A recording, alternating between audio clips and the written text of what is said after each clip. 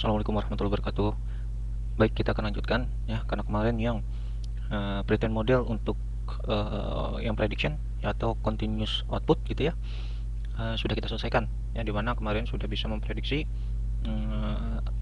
tegangan dan juga daya yang berdasarkan input daripada arus dan juga resistansi. Nah, sekarang kita akan tambahkan dengan pretend model yang klasifikasi ya. Kalau Anda lihat di playlist saya, ada pada video kelima. Nah, mungkin Anda nanti bisa lihat lagi di situ bagaimana distribusi daripada dataset ya. Kalau kita lihat di sini ya, di mana saya membuat 4 buah input. Yang 4 buah input yaitu I, R, V dan P. Di mana saya normalisasi, kemudian saya berikan kelas atau label ya di belakangnya ya. Jadi itu yang kita lakukan. Nah, di sini masih ada satu kolom lagi ya. Untuk aktual datasetnya, nah, di sini masih ada kelas label ya tentunya ya. Jadi hanya ada NI, NR, NV, NP dan label ya yang saya masukkan di situ. Yang berarti untuk menyelesaikan kasus output yang binary ya, kita perlu proses dulu ya, lakukan prediction untuk mendapatkan V dan P ya, kemudian kita klasifikasi. Jadi secara sederhana logikanya seperti itu ya, kita prediksi dulu berdasarkan input I dan R, kemudian dapatkan V dan P, kemudian 4 value ini kita passing ke model yang klasifikasi atau output binary, karena dia akan membaca probability terbesar daripada output. Sequence-nya kan dia adalah ini dia, ini ya datasetnya ya, 012 ya, 012, 0 untuk label 0, 1 untuk label 1, 2 dan untuk label 2, seperti itu ya.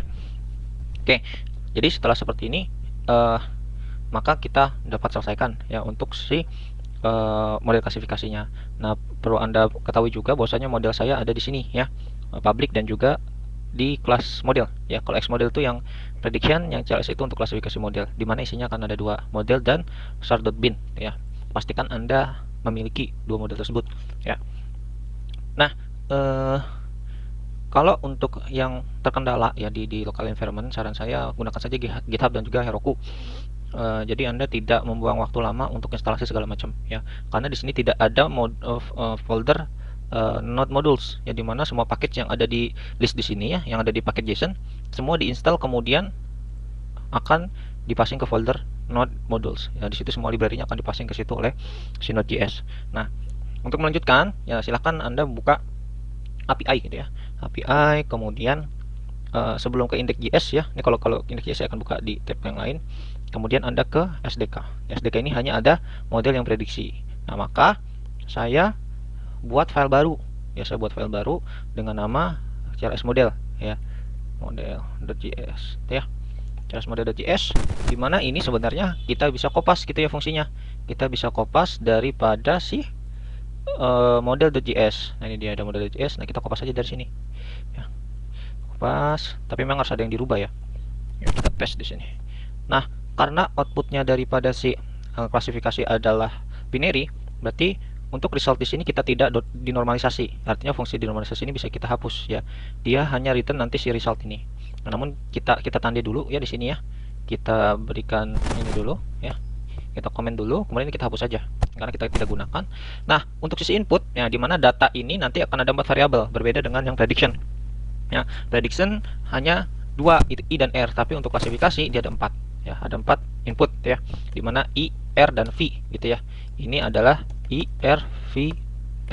Nah, maka inputnya ini kita normalize seluruhnya, yaitu I, R, kemudian punya juga kita punya sorry ya, kita juga harusnya punya V dan juga P gitu ya. Kita harusnya juga punya P dan juga V ya, maka di sini outputnya adalah V dan juga P. Jangan lupa indeksnya diganti ya, indeks 2, indeks 3. Kemudian untuk nilai min dan standar deviasinya Anda bisa lihat di video saya tadi, ada di sini ya. Sebentar ya, kita look back. Nah, ini dia.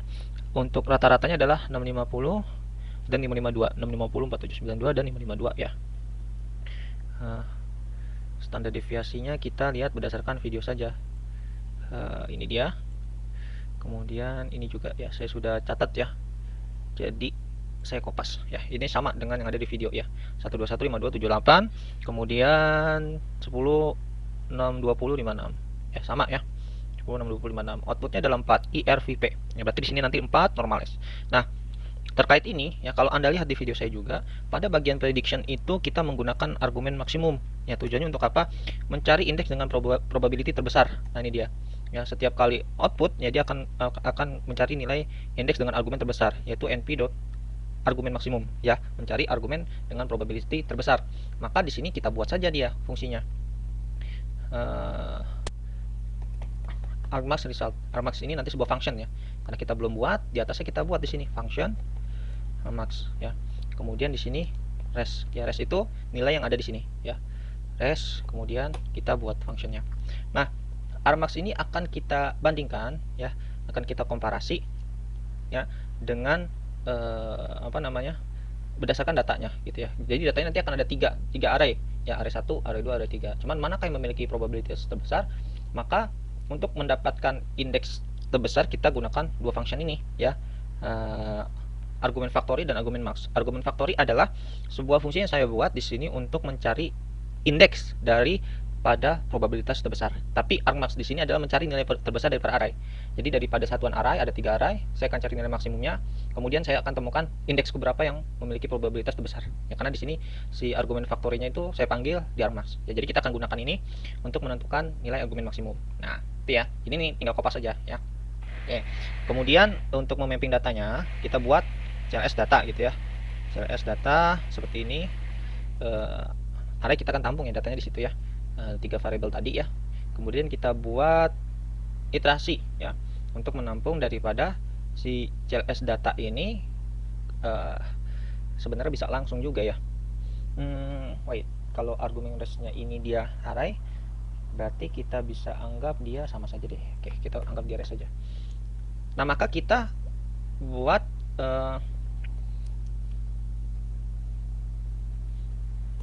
kita cari nilai argumen maksimumnya ya. Jadi jika argmax-nya ini ya daripada si res data dia sama dengan 1, artinya indeks pertama ya. Ini ingat ya, labelnya daripada data yang tadi kita buat di sini. Ini ya labelnya ya. Maka dia kita buat ini dulu, variabel labelnya adalah normal. Nah, tapi kalau ketika dia 1 ya, maka labelnya menjadi apa? Masih ada yang ingat? Over voltage ya. Nah, kemudian kalau dia kosong berarti dia drop voltage. Drop voltage. Sudah, kalau sudah dapat labelnya kemudian kita return label ya. Return label ini jadi setelah kita cari nilai argumen maksimumnya, kita tentukan kondisinya, kemudian kita tampung di argumen maksimum ya, kita tampung nilainya di label, maka return daripada fungsi argmax ini adalah label normal, over voltage dan drop voltage. Ya, harusnya sesederhana ini. Nah, ini kita ganti menjadi classify saja ya, biar tidak bingung. Classify, kemudian di bawah sini juga classify dan juga classify. Kemudian kita cek lagi. Oke, harusnya tidak ada isu ya. Oke, saya berikan waktu Anda untuk menyelesaikan ya.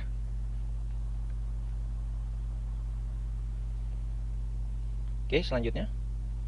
Oke, sebentar.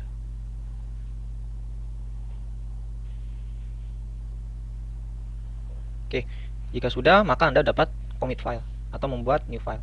Oke, sekarang saya sudah punya CLS model gitu ya. Nah, kemudian ada yang lupa, sepertinya saya lupa mengganti file ini ya. File-nya harusnya yang klasifikasi tadi ada di sini ya, CLS ya. CLS ya. Ingat ya, modelnya juga diganti ya. Modelnya diganti, kemudian commit lagi. Ya, kalau sudah, maka step selanjutnya adalah kita edit si index.js ya. Nah, index.js ini ini akan saya kembalikan seperti kondisi video sebelumnya ya. Ya, jadi kemarin kita sudah buat model ya. Model ada yang namanya model JS ini untuk yang prediction ya, predict ini. Model predict ya. Yang ini berarti untuk klasifikasi. Nah, ini Anda tambahkan dulu nih satu row ini ya. Karena saya tadi baru tambahkan. Kemudian fungsinya ada pada, nah ini bisa kita jadikan satu ya dengan fungsi predict, atau Anda pisah ya, Anda pisah dengan fungsi classify. Nah, kalau menggunakan fungsi classify jadi ada 4 tuh nanti. Ada 4 parameter I, R, V, P, tapi saya ingin buat dia jadi 2 saja. Nah, kalau jadi 2 saja kita gabungkan dari sini ya. Kemarin kita punya model dan predict ya. Kemudian kalau nilainya dapat di predict I dan R, kemudian resultnya adalah 2 V dan P. yang sudah dinormalisasi. Nah, perhatikan ya, di sini saya menggunakan kutip miring ya, kutip miring yang ada di sebelah nomor 1 nih. Kalau di keyboard di pojok kiri atas ya, bukan kutip biasa ataupun kutip 2 ya, perhatikan ya. Oke. Jadi setelah saya dapatkan I, kita predik I dan R, maka kita dapat di sini JRS1 itu adalah si JRS1 itu menjadi dia nilai si V ya, V sama dengan JRS1.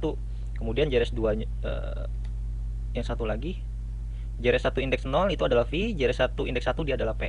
Ya, berarti nilai ini kita bisa ganti nih, kita bisa sederhanakan dia menjadi V dan juga dia menjadi P ya, V dan P. Oke, kemudian kita coba classify ya. Tadi namanya adalah CLS model ya, CLS model dot. Nah, kita lihat lagi CLS model, tadi fungsinya namanya classify ya, CLS model dot classify ya. Inputnya adalah 4 variabel, yaitu I, R, V dan P ya, I, R, V dan P. Nah, tapi jangan lupa ini di float dulu ya. Oke, sorry, kita float dulu dia ya.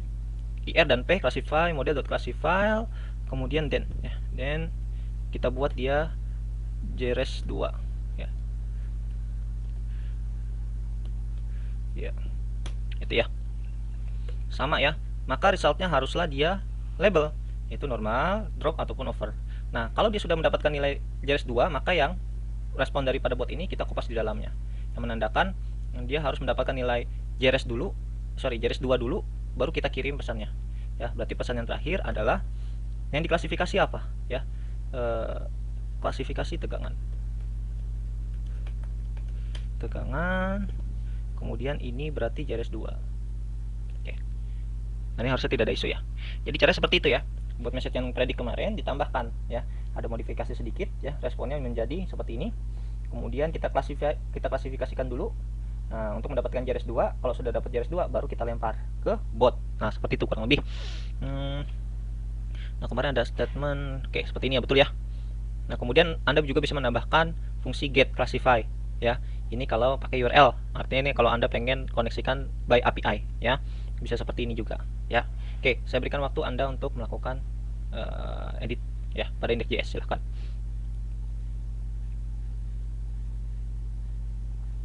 Oke, selanjutnya buat on message ya.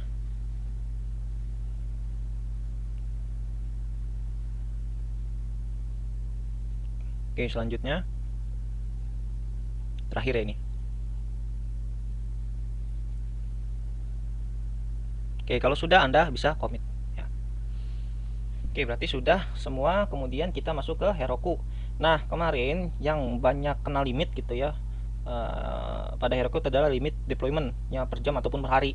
Nah, kalau memang Anda tidak ingin muncul lagi, yang automatic deploy-nya di disable saja. Jadi seperti ini nih. Jadi untuk deployment kita klik manual saja. Jadi nanti yang limit-limit itu tidak akan keluar lagi ya. Karena dia setiap kali kita commit dia akan build otomatis. Jadi itu yang dihitung sama Heroku ya. Jadi kita buat dia manual saja. Oke, sambil menunggu deployment ya, videonya saya pause terlebih dahulu. Ya, jadi kalau sudah selesai deploy, maka kita cek log ya. Cek log ini build success, kemudian kita bisa buka ke bot. Ya, ini sepertinya tidak ada ini error yang lalu ya. Oke. Nah, coba kita cek di voltage ya, tadi saya sudah tes ya. Kita klik start. Oke, ini bocor nih state-nya. Oke. Predik. Nah, misalkan saya masukkan di sini 12 dan juga 16 ya. Oke, tegangannya sekian volt, kemudian dia klasifikasi tegangan normal. Nah, sepertinya kita ada yang terlewat ya. Ini sepertinya nilai yang belum dinormalisasi ya. Coba kita cek dia ada kesalahan di mana.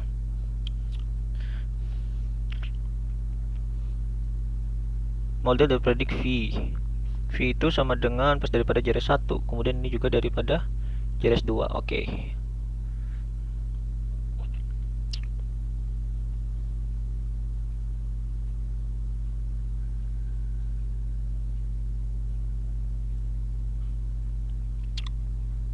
Harusnya tidak ada isu ya, karena ini kan tidak pengaruh ke sini ya. Tidak pengaruh, tapi kenapa dia minus nilainya? Oke, coba kita track sebentar ya. Jadi ini saya rubah sedikit ya. Entah kenapa kalau di passing variabel malah ngaco hasilnya. Jadi kita balikan saja ke JRS indeks 0 dan JRS 1 indeks 1 ya, seperti ini ya. Jadi perubahannya ada di sini saja nih. Anda lihat, nah hanya di sini saja. Ya, silakan diperbaiki.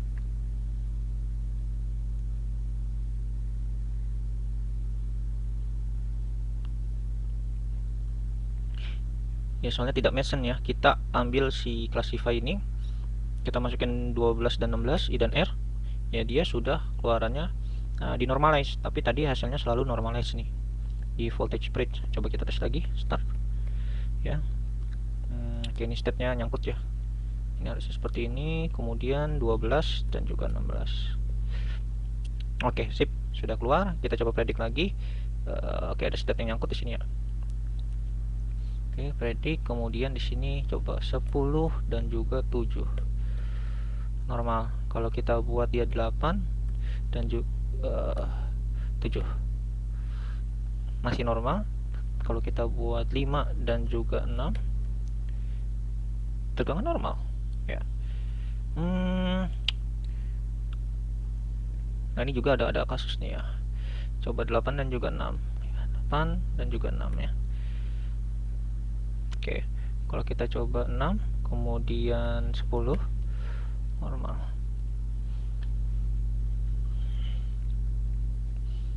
Coba kita cek lagi di sepertinya indeksnya tidak nempel nih.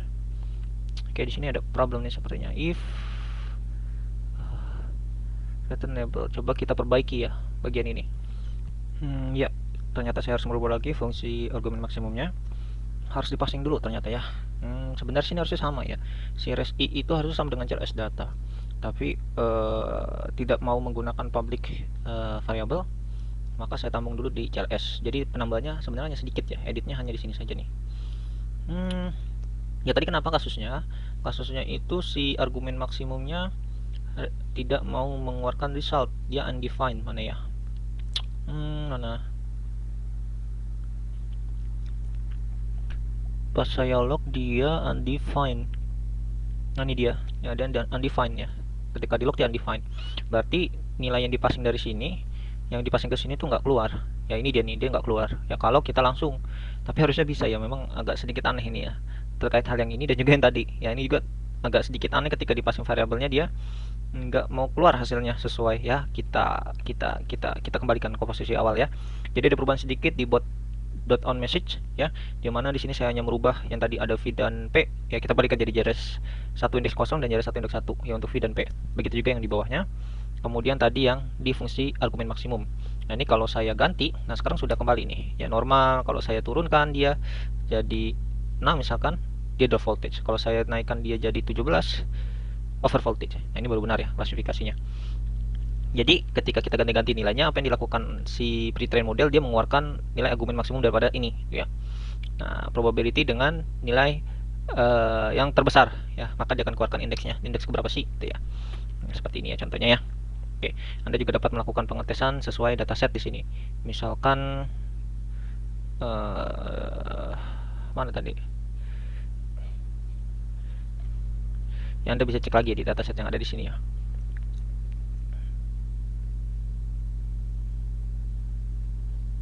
Nah, ini dia. Misalkan 9 dan 9, 22 dan 78, 536. Ya, kalau 536 itu dia harusnya normal ya, betul ya. Kalau misalkan tadi 9 dan 9 harusnya dia drop nih. Oke, ini mungkin ada nilai yang itu ya. 9 dan 9, 22 dan 11 dan 13 dan seterusnya. Ya, Anda bisa coba di sini. 21 dan 9 misalkan ya. 21 dan 9. Over voltage ya, seperti itu.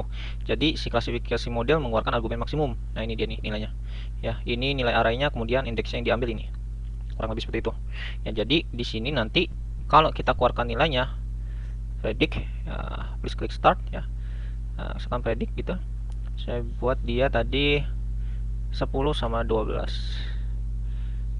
Oke, kalau kita buat lagi dia 15 sama 16. Ini kebalik nih case-nya ya. Nggak dapat nilainya ya harusnya. Start predict.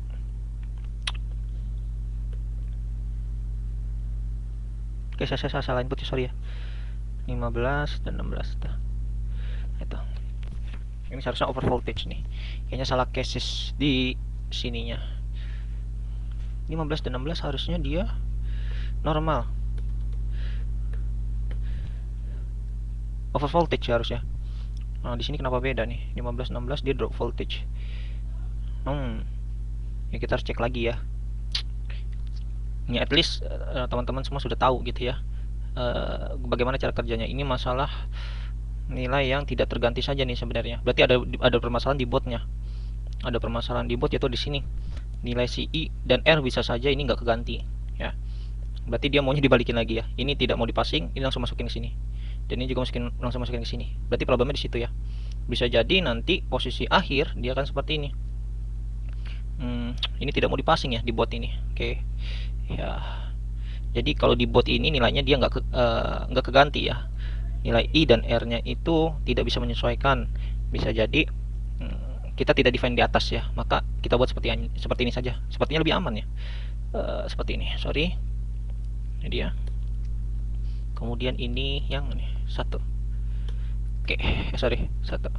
Berarti I R V P kita kembalikan ke posisi awal sesuai inputannya, karena si I ini kadang mau diganti kadang mau enggak ya, karena memang biasanya di pooling itu agak delaynya seperti itu jeleknya ya. Saya rasa setelah kita ganti ini tidak akan ada isu ya. Jadi perubahan lagi di sini ya, silahkan Anda rubah dan kemudian Anda deploy lagi ya. Mungkin itu saja dari saya, nanti Anda bisa cek ya di posisi akhir. Oke, saya boleh berikan Anda waktu untuk melakukan editing lagi ya. Sampai sini tidak ada perubahan sebenarnya. Nah, perubahan hanya ada di sini ya, buat on message ya. Silahkan ya buat on message ya, tidak banyak ya, hanya dari sini saja nih, hanya ada di dalam if saja tadi perubahannya. Kemudian di bawahnya ada perubahan sedikit ya, nih dimana saya tambahkan outputnya aja sebenarnya, bedanya di sini aja. Tadi kan JSON JRS underscore, nah kemudian saya tambahkan jadi JSON sehingga hasilnya dua-duanya dikeluarkan seperti ini tuh ya. Kemudian di sini tidak ada perubahan ya, dari sini sampai sini tidak ada perubahan. Nah, perubahan hanya ada di fungsi argumen maksimum ya, karena kita harus tampung dulu nilainya. Kemudian nih kemungkinan karena dia dipasing ke bot dulu ya, botnya itu ada delay sehingga mengakibatkan dia membaca variabel sebelumnya. Nah, variabel sesudahnya yang kita input itu ketinggalan sehingga nilainya itu tidak berubah ya. Ya, perubahan hanya ada di argumen maksimum, silakan. Kemudian terakhir ini tidak ada perubahan ya. Oke, cukup dari saya, terima kasih banyak. Silahkan Anda kerjakan. Jangan lupa disertakan link GitHub dan juga link video YouTube-nya. Terima kasih banyak. Wassalamualaikum warahmatullahi wabarakatuh. Jangan lupa setiap Anda video yang YouTube yang Anda buat, tolong linknya dituliskan di kolom komentar ya, supaya nanti saya bisa langsung cek dari situ juga enak gitu ya. Terima kasih banyak. Wassalamualaikum warahmatullahi wabarakatuh.